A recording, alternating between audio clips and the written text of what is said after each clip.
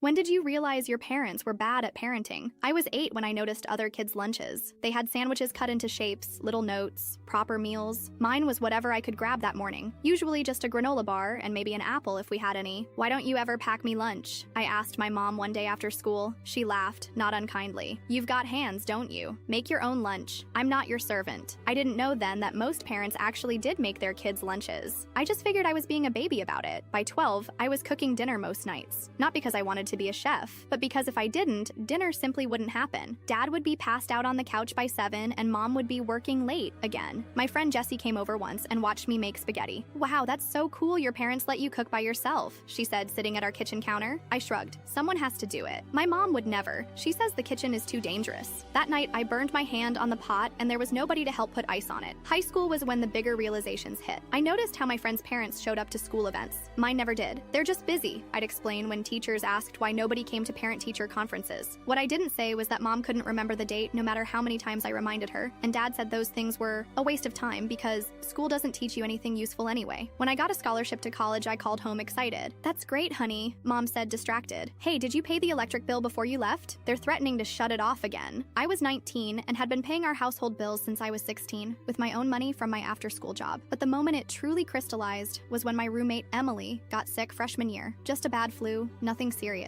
But her mom drove 3 hours to bring her homemade soup and medicine. She stayed the weekend, doing Emily's laundry and making sure she was comfortable. I watched this bewildered. Your mom came all this way just because you have a cold? Emily looked at me strangely. Of course, wouldn't yours? I laughed so hard I nearly cried. The thought of my mother driving anywhere to take care of me was absurd. When I'd had pneumonia at 16, she'd left me alone for 2 days while she went on a weekend trip with her boyfriend. Not everyone has parents like yours, Emily said quietly, noticing something in my expression. That night, I cried in the shower where no one could hear me. Not because my parents were terrible people. They weren't monsters, just profoundly unequipped for parenting. They were like teenagers who never grew up, expecting their child to be the adult. I think what hurts most isn't the big stuff. It's the little things I missed without realizing. Bedtime stories, band-aids on scraped knees, someone checking if I'd done my homework, a packed lunch with a silly note. Last month, my therapist asked what kind of parent I want to be someday. The opposite of mine, I said automatically. And what does that look like? She pressed. I thought about it. Present. Just present.